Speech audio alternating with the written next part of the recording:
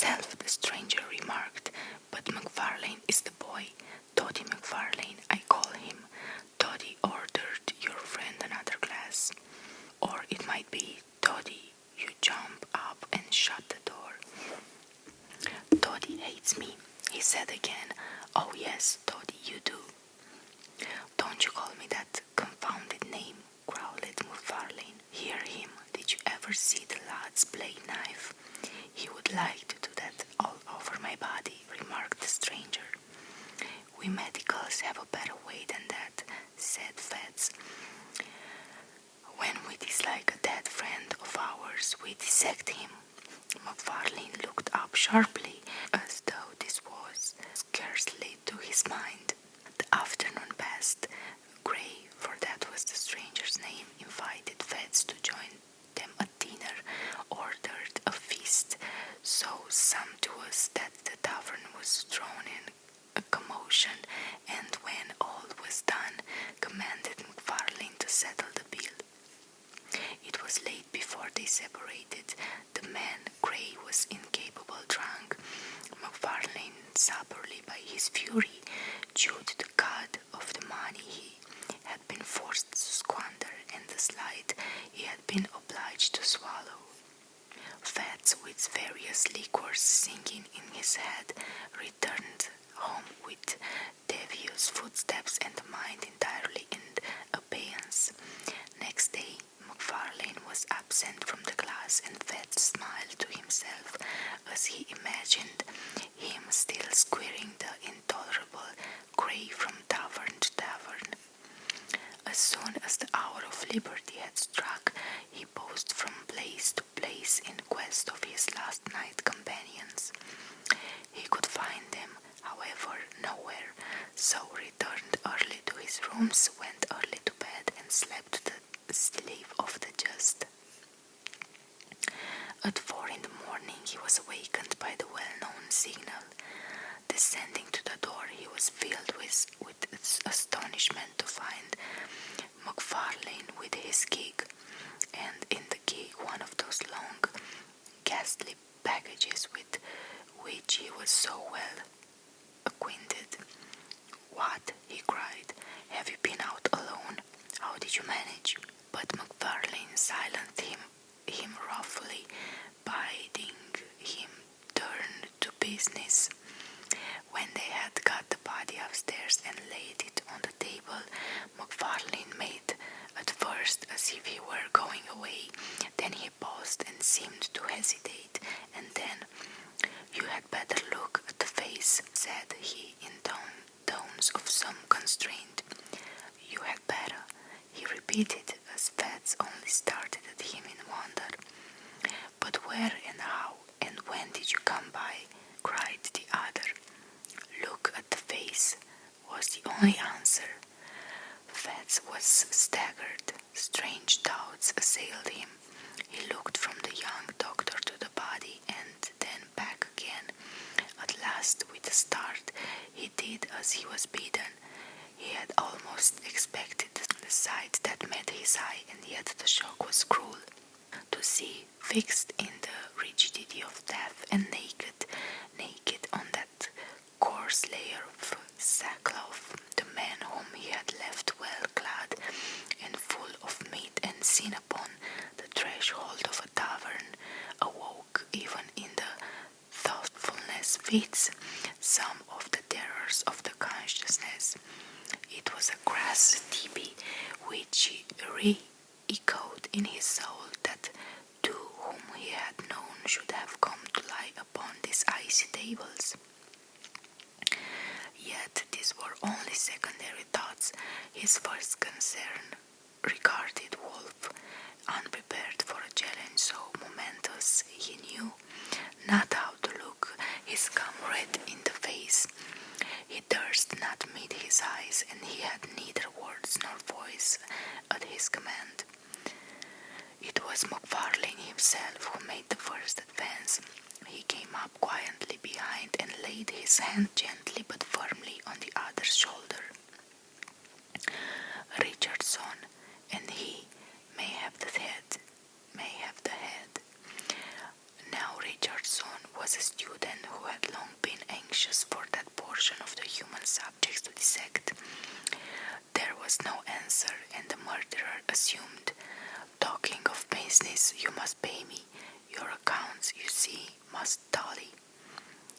Fats found a voice, the ghost of his own. "Pay you," he cried. "Pay you for what?" "Why, yes, of course you must. By all means and on every possible account, you must," returned the other. "I dare not give it for nothing. You dare not take it for nothing. It would compromise us both.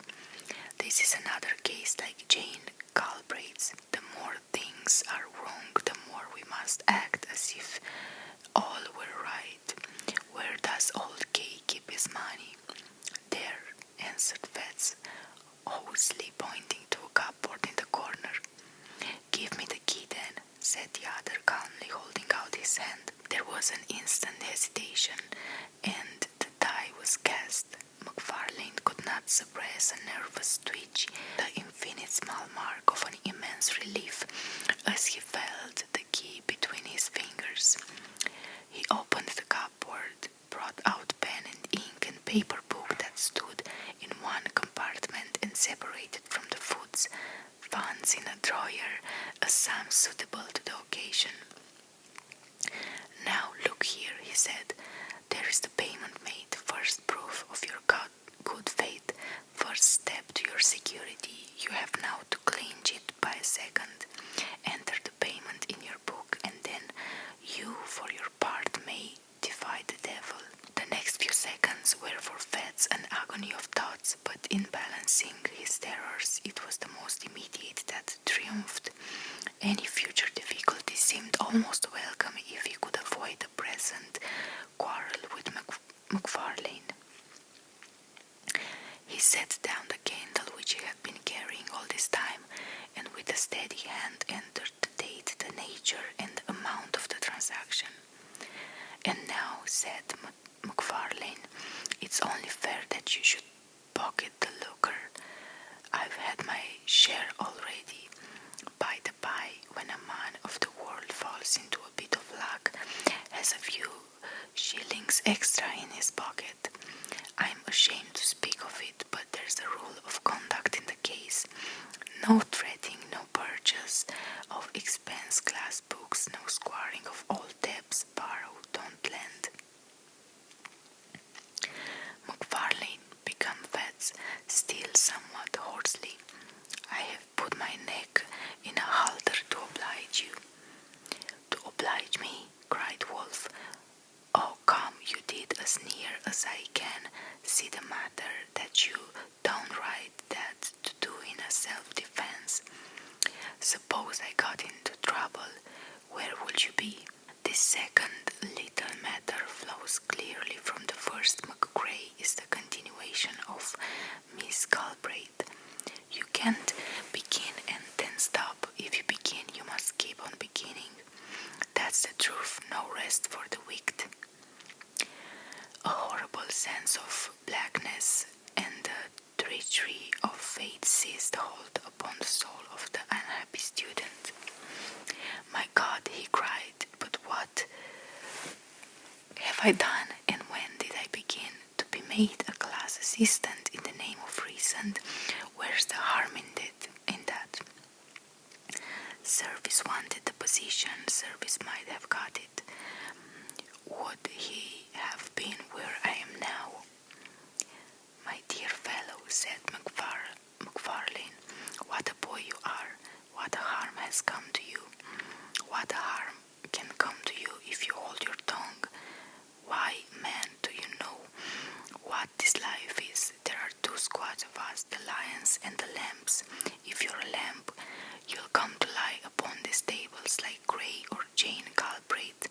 If you're a lion, you'll live and drive a horse like me, like Kay, like all the worlds with any wit or courage. You are staggered at the first, but look at Kay, my dear fellow. You're clever, you have plutch. I like you, and Kay likes you. You were born to lead the hunts, and I tell you, on my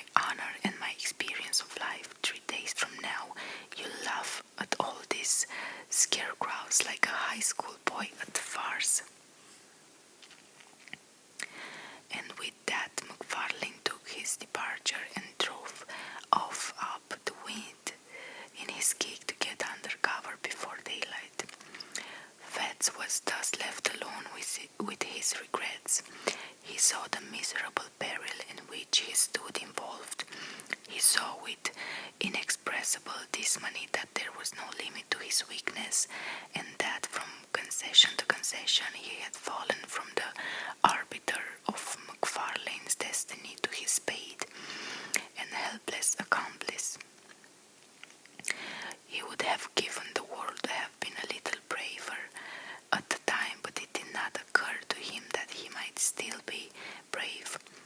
The secret of Jane Galbraith and the cursed entry in the daybook closed his mouth. Hours passed, the class began to arrive. The members of the unhappy Grey were dealt out to one and to another and received without remark.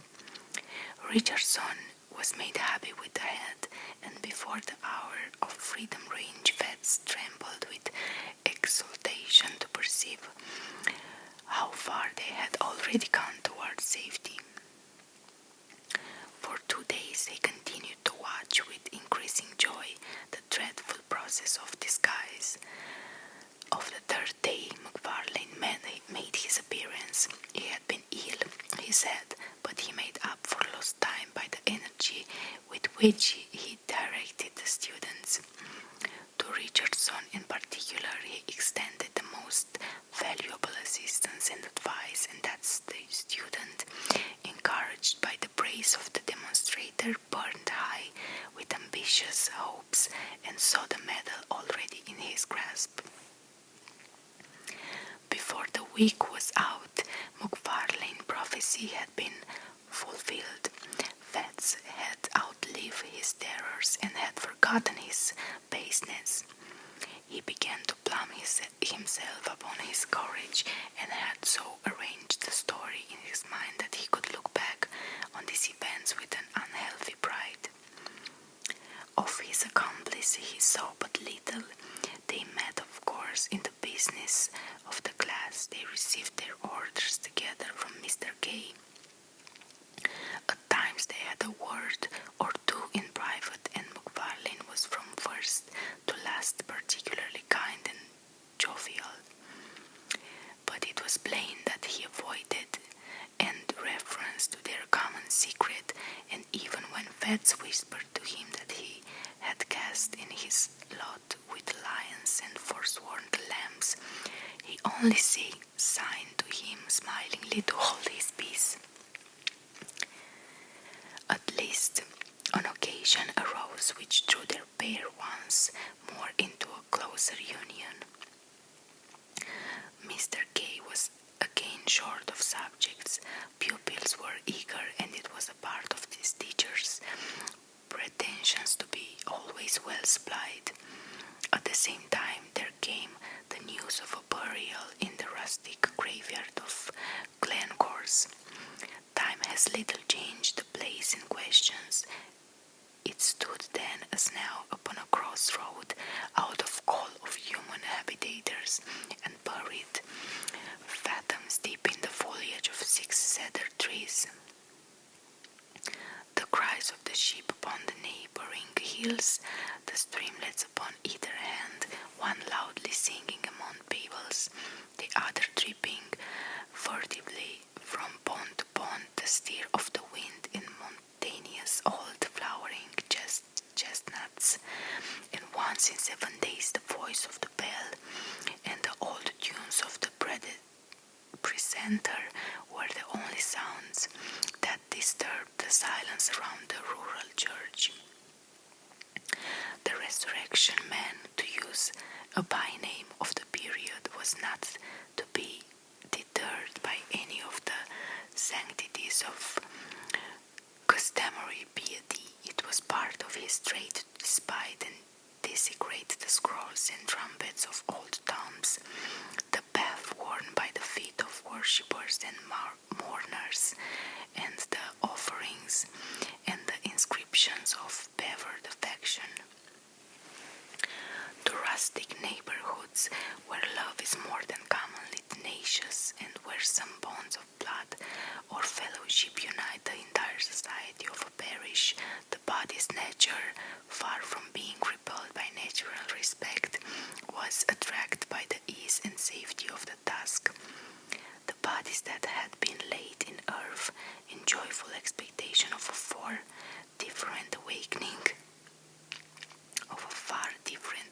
morning, there came that hasty lamp-lit terror-handed resurrection of the spade and mattocks. The coffin was forced, the cerements torn, and the melancholy relics, clad in sackcloth, after being rattled for hours on moonless byways, were at length epossed to uttermost indignities before a class of gaping boys. Somewhat as two vultures may swoop upon a dying lamb, Fats and McFarlane were to be let loose upon a grave in that green and quiet resting place. The wife of a farmer, a woman who had lived for 60 years and been known for nothing but good butter and goodly conversation, was to be rooted from her grave at midnight and carried dead and naked to that faraway city that she had always honored with her Sunday best. The place beside her family was to be empty till the crack of doom, her innocent and almost vulnerable members to be exposed to that last curiosity of the anatomists. Late one afternoon in the pair set forth well wrapped in cloaks and furnished with a formidable battle. It rained without remission, a cold, dense, lashing rain. Now and again there blew a puff of wind, but there were shades of falling water deep in down. Bottle and all, it was a sad and silent drive as far as Penicuik, where they were to spend the evening. They stopped once to hide their implements in a thick bush not far from the churchyard, and once again at the fisher's tryst to have a toast before the kitchen fire, and very dear nips of whiskey with a glass of ale. When they reached their journey's end, the gig was housed, the horse was fed and comforted, and the two young doctors in a private room sat down to the best dinner and the best wine the house offered. The lights, the fire, the beating rain upon the window, the cold work that lay before them added zest to their enjoyment of the meal. With every glass their cordiality increased. Soon McFarlane handed a little pile of coal to his companion. A compliment, he said. Between friends, this little accommodation ought to fly like pipelight. Fats pocketed the money and applauded the sentiment to the echo. "You are a philosopher," he cried. "I was an ass till I knew you. You and Kay between you, by the Lord Harry, but you'll make a man of me."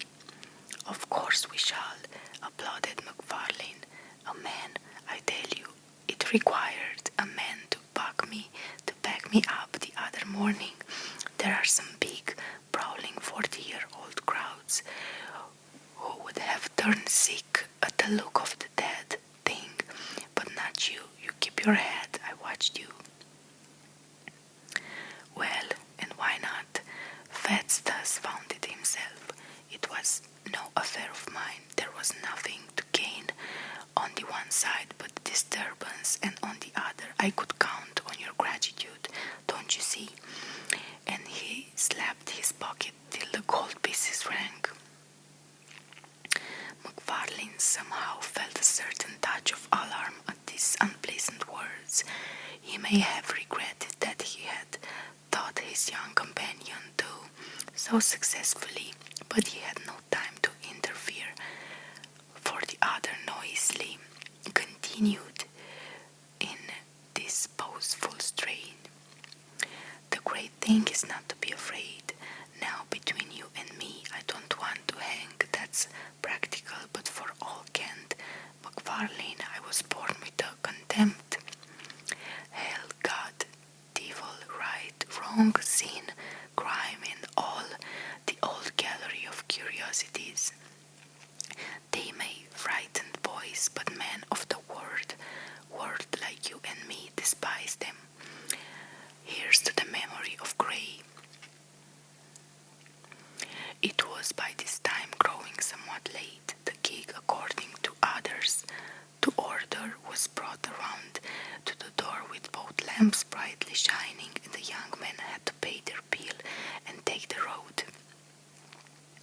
They announced that they were bound for Peebles and drove in that direction till they were clear of the last houses of the town. Then, extinguishing the lamps, returned upon their course and followed a by-road towards Glencorse.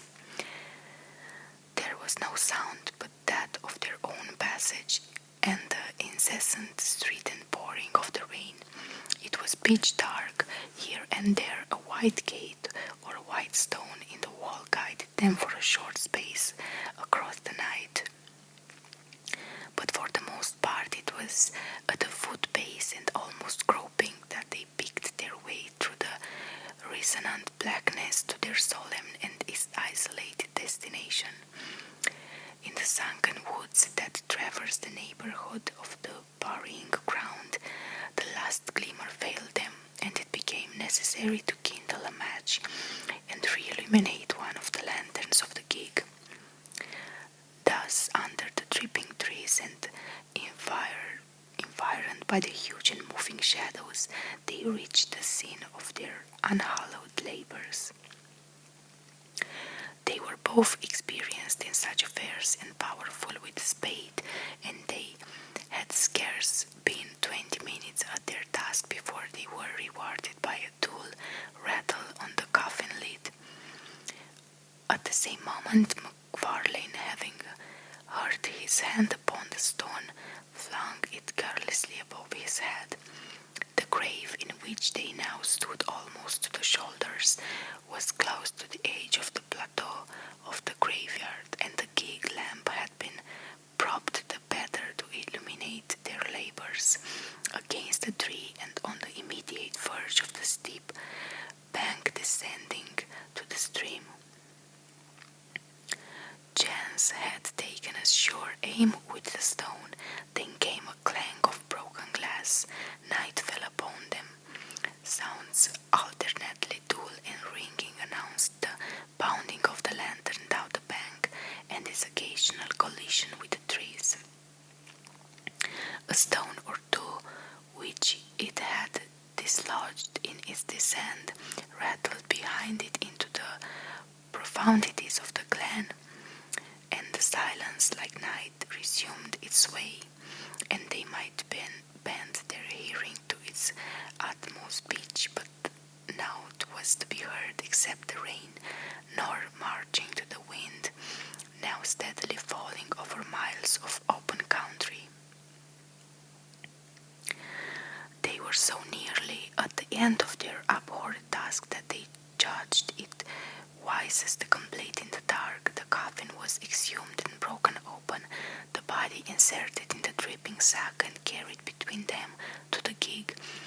One mounted to keep it in its place, and the other, taking the horse by the mouth, groped along by wall and bush until they reached the wider road by the Fisher's Tryst. Here was a faint, diffused radiancy which they hailed like daylight. By that they pushed the horse to a good pace and began to rattle along merrily in the direction of the town. They had both been wetted to the skin during their operation, and now, as the gig jumped among the deep ruts, the thing that stood propped between them fell now upon one and now upon the other. At every repetition of the horrified contact, each instinctively repelled it with the greater haste. And the process, natural although it was, began to tell upon the nerves of the companions.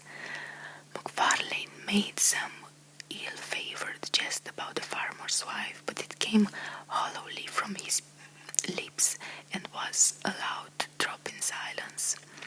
Still, their unnatural burden side, and now the head would be laid, and even confidence upon their shoulders, and now the drenching sackcloth would flap icily about their faces. A creeping chill began to possess the soul of Fats. He peered at the bundle, and it seemed somehow larger than at first. All over the countryside and from every degree of distance, the farm dogs accompanied their passage with tragic ululations, and it grew and grew upon his mind that some unnatural miracles had been accomplished, that some nameless change had befallen the dead body, and as it was in fear of their unholy burden that the dogs were howling.